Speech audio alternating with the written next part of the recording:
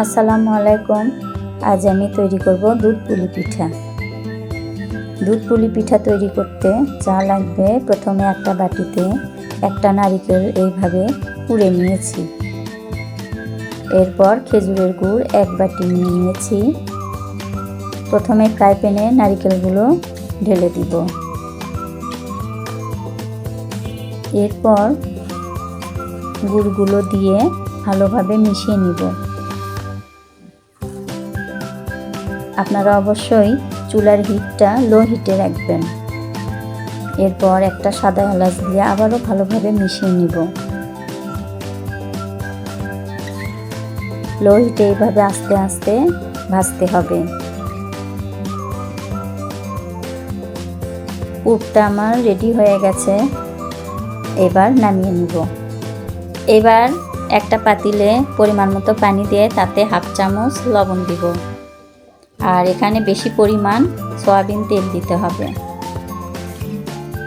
এবার ঢাকনা দিয়ে ঢেকে দিতে হবে বলক আসা পর্যন্ত। বলক আসলে ঢাকনাটা তুলে এভাবে নাড়িয়ে দিব। এরপরে আমি এখানে চালের আটা দিয়েছি, আপনারাও অবশ্যই চালের আটা নেবেন। আমি এখানে মেজারমেন্ট কাপ দিয়ে 2.5 কাপ আটা নিয়েছি। আবারও এভাবে ভালোভাবে মিশিয়ে 2-3 মিনিটের জন্য লো হিটে ঢেকে দিতে হবে আটাটা সিদ্ধ হওয়া পর্যন্ত। এবার ঢাকনা তুলে আটাগুলো সিদ্ধ হয়ে গেছে, একটা ডিশে ঢেলে নিব। এখানে কোনো পরিমাণ তেল ব্যবহার করব না, তাই এখানে বারবার ঠান্ডা পানিতে হাতটা ভিজিয়ে সফট একটা ডো তৈরি করতে হবে। এইভাবে আটাগুলো সুন্দরভাবে ছানতে হবে। আবারও ঠান্ডা পানিতে হাতটা ভিজিয়ে নিব, নিয়ে এইভাবে সুন্দর করে ছানতে হবে। আটাগুলো সুন্দরভাবে ডো হয়ে গেছে, খুব সফট একটা ডো হয়ে গেছে। পরিমাণ মতো হাতে নিয়ে হাতের তালুতে এইভাবে আবারও আটাগুলো কাওয়া করে নেব। এভাবে গোল করে নিয়ে হাতে আবার চালের আটা লাগিয়ে এভাবে চেপে চেপে, বেশি পাতলাও করা যাবে না রুটিটা, বেশি মোটাও করা যাবে না। বেশি পাতলা করলে ভাজতে ফেটে যাবে। হয়ে গেছে। এবার এর মধ্যে নারকেলের পুরগুলো দিয়ে দিব।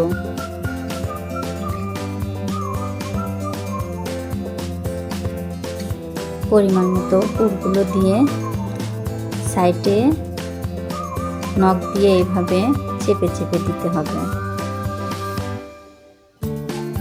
এইভাবে চেপে একটা পুলি পিঠা হয়ে গেল রেডি।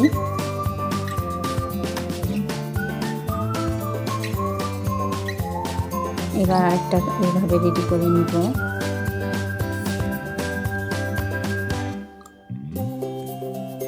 আমাদের বগুড়ার আঞ্চলিক ভাষায় এই পুলি পিঠাকে বলে কুশলি পিঠা। আপনাদের কোন এলাকায় কি নামে বলে আমাকে অবশ্যই কমেন্টে জানাবেন।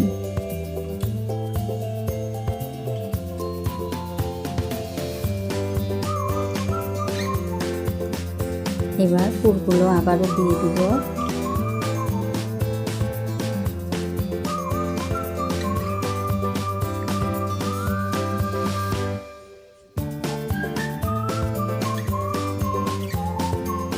আবারও আরেকটা রেডি হয়ে গেল।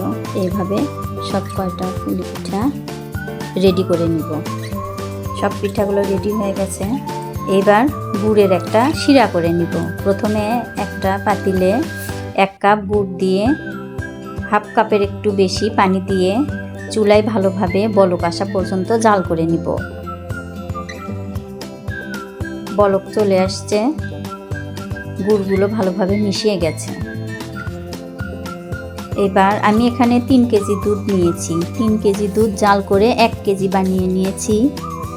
এবার দুধে 2টা সাদা এলাচ আর দারচিনি দিয়ে জাল করে নিব। আবারও বেশি গরম ফুটানো দুধে কিন্তু শিরাটা ভিজানো যাবে না, তাহলে দুধ ফেটে যাবে। তাই চুলা থেকে নামানোর পরে 10 মিনিট গুড়ের শিরা দুধ ঠান্ডা করে নেওয়ার পরে একসাথে মিশাতে হবে। এরপরে কড়াইয়ে পরিমাণ মতো তেল দিয়ে নিব। তেল গরম হলে তাতে পিঠাগুলো দিয়ে দিব। পিঠাগুলো আমি হালকা করে ভেজে নিব, বেশি কড়া করে ভাজবো না, কারণ এগুলো আমি রসে ভিজাবো। এরকম হালকা লালচে করে ভেজে নিয়েছি, এবার উঠিয়ে নেব। এবার ঢাকনা তুলে পিঠাগুলো কিছুক্ষণের জন্য ভিজিয়ে রাখবো। এই পিঠাটা আপনারা অবশ্যই বাসায় তৈরি করে খেয়ে দেখবেন। এই পিঠাটা খেতে ভীষণ মজা হয়। আমি চামিচ দিয়ে একটা পিঠা তুলে এখানে দেখাচ্ছি। দেখেন পিঠাটা অনেক সফট হয়েছে। আমার ভিডিওটা যদি আপনাদের ভালো লেগে থাকে, আপনারা অবশ্যই লাইক, কমেন্ট, শেয়ার করবেন।